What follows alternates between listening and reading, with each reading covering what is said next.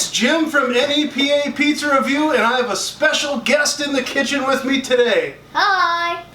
We are going to show you a very unusual pizza that's a combination of pizza and pierogies. It's called Pagash, and we're going to show you how to make it right after this.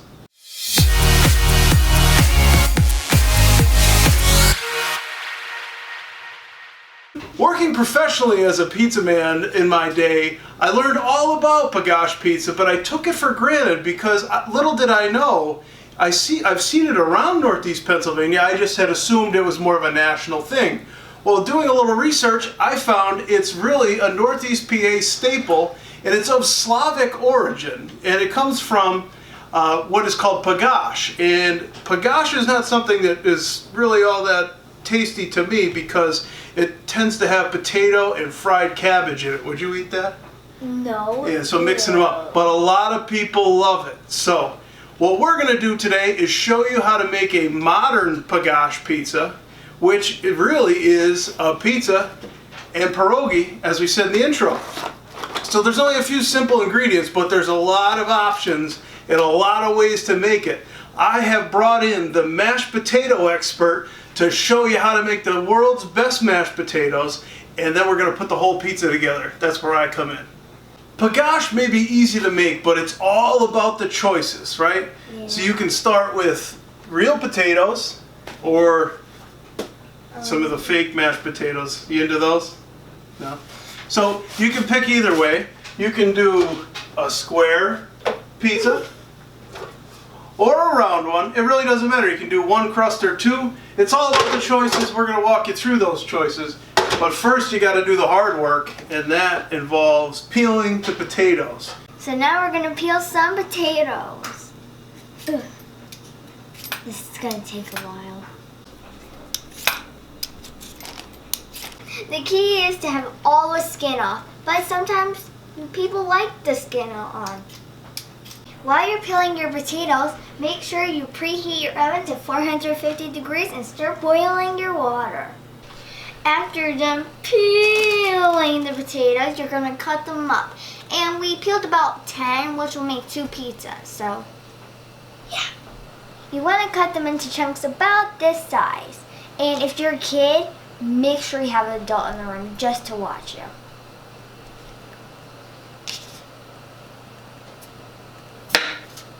Once you got them all chopped up, we're going to put them in the water. We have a little salt in the water. I forgot to add that part. And then you're going to want to just add your potatoes. And we're going to let it come to a boil. And then I don't know how long this is going to take because this is 10 different potatoes. But just let them boil until they're tender. Well, great job on the mashed potatoes. Thanks. While they're boiling, we're going to talk dough with you. And what I like to do for this type is to have a homemade crust like we have. This is the homemade dough. I made these last night. You can have a round or a square. If you're not so much into making your own dough, you can have a store-bought crust just like that. You can use a pizza crust such as this. Or even if you want some buttery goodness, you might want to even try these big and buttery crescent rolls. I know they're your favorite. Oh my gosh, I eat them all the time. We haven't tried this on a Pagash pizza yet, but this would certainly work too. It's sort of a potato dough, so that would work well. But really, we have a simple dough recipe here. I added some Crisco and olive oil to the mix just to sort of give it a little more oil base, which will crisp it up a little more and make it brown some. But when you're doing this, you want to line your pan with Crisco, or lard actually is my favorite. But I didn't have any lard in the fridge again today. You can find my recipe for the dough on my YouTube video that shows you how to make the Philly Whiz Wit cheesesteak. And you can use a rolling pin for this step, but I like to use my hands because it gives you a natural variation in the dough, which gives a little more character, and it also doesn't press out all of the air bubbles, because air bubbles add variation to the whole thing and gives it better texture, makes it fluffier, just overall more positive results. So we're going to let it sit like this, and there's one tool that you'll need for this, and we call it a docker. This is like $5 Pizza Craft. And you just kind of roll back and forth like this, and you get that result. If you don't have a docker, you want to take a shortcut, just grab yourself a fork and just sort of tap it. What do you think about that? Nice. This is a lot faster, isn't it? Yeah. So that's all. Then we're just going to set it on the stovetop here. No flame under it, of course. But we're going to set it on the stovetop to let it rise and get those air bubbles built up. And then we'll bake it in the oven. And when it comes out, it will look exactly like this. I'm pizza dough. To make the world's best mashed potatoes, you're only going to need a few things, which is some salt, 2 sticks of butter. We have one on the rest and one back here. And then milk. So let's get to it. Once you have your ingredients in, it's time to mash.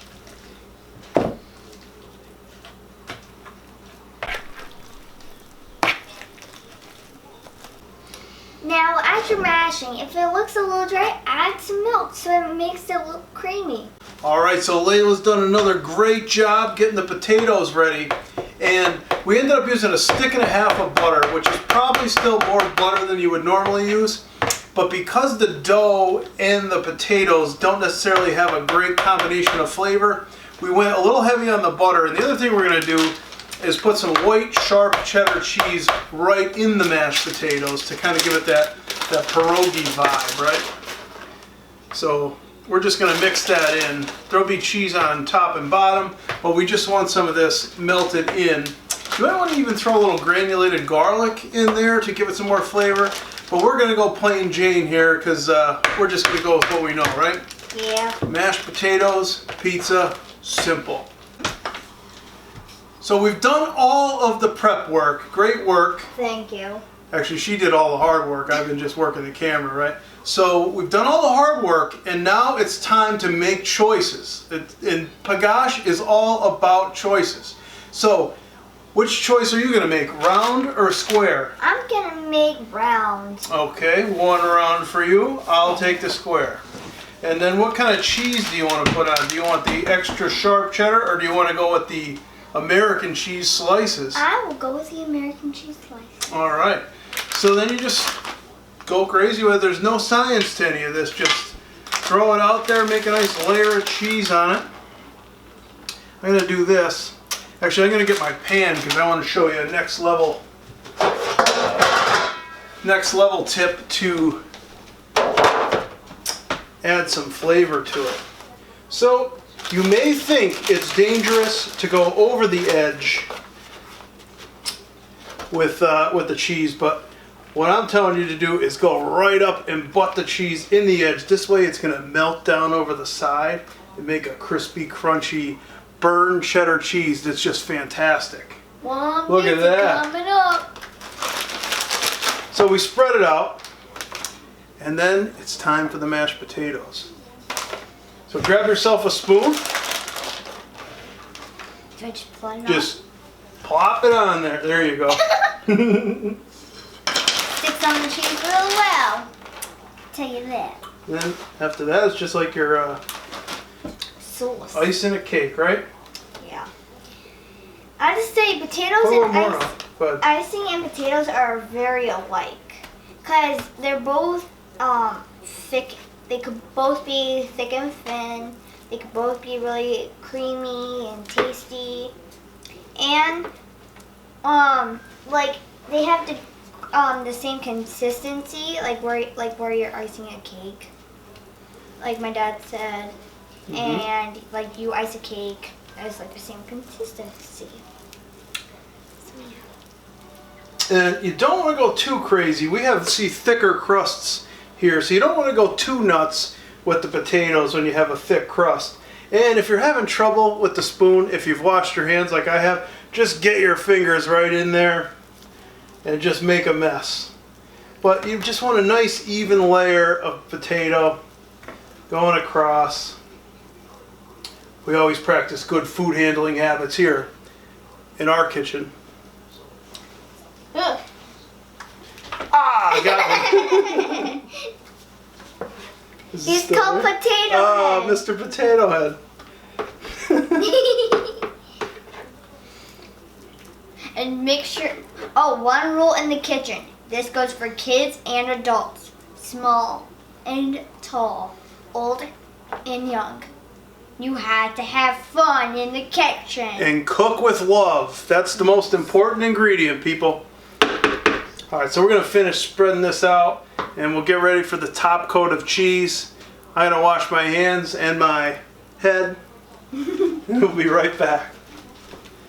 We have Layla's pie in the oven cooking at 450 degrees. I don't have it in a pan. I have it on the middle rack, but below the middle rack, on the bottom rack, I have a pizza stone, so that dissipates the heat, and then I have the pizza sitting on the rack itself. So we'll let that cook. It'll cook all the way around, melt down, should be good to go. Now, she kept her pizza simple, but for me, a Pagash pizza, or Pagach, however it may be pronounced, has to have some onions on it to give it some flavor and texture. And you really need those onions to be sauteed, fried onions here. And I have a pan here that should be steaming hot by now. I'm going to add a little oil. And then we're just going to take our onions, break them up, and drop them in.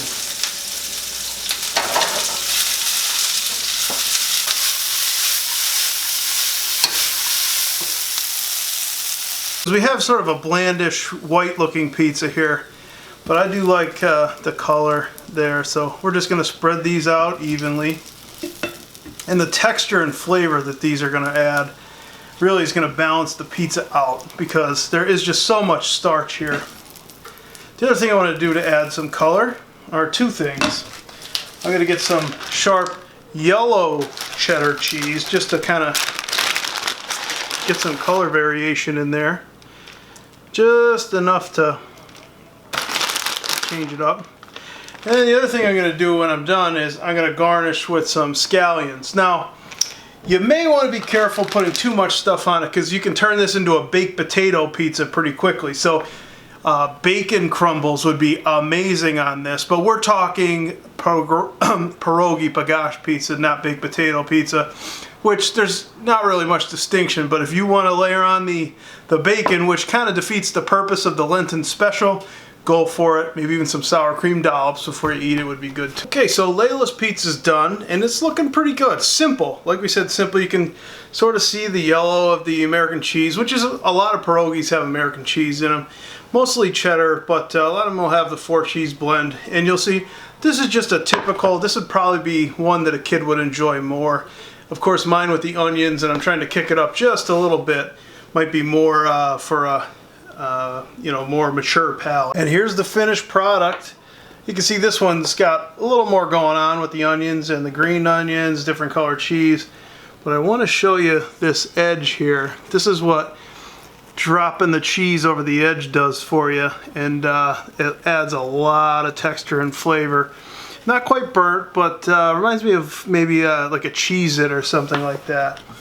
And it's really good. I'll tell you what, this smells terrific. Both of them smell terrific. Here's our final results. I gotta say, yours looks pretty good. Thank you, because mine's the kid version and it has no onions or whatever those green things are. Green onions. Scallions. They're terrible. Just letting you know. But does it look pretty? Not really. No. Mine looks like a flower. It you is. can see the cheese.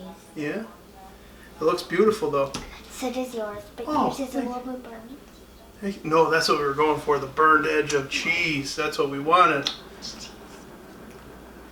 See that? Kind of like a Cheez-It. She's not feeling it. But guys, thanks for tuning in today. Cooking in the kitchen is one of our favorite things to do. If you don't cook with your kid, you're losing out because we have a blast doing it. I got a little potato on my face. Appreciate that. And we had a ball. And don't forget, make sure you cook with love. Any other advice? And make sure.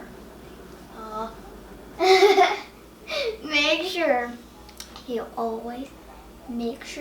always have fun. Have fun, cook with love, bring from the heart, and it's gotta taste good, right? Yeah. Tune in next time, guys. Thanks for watching. Bye.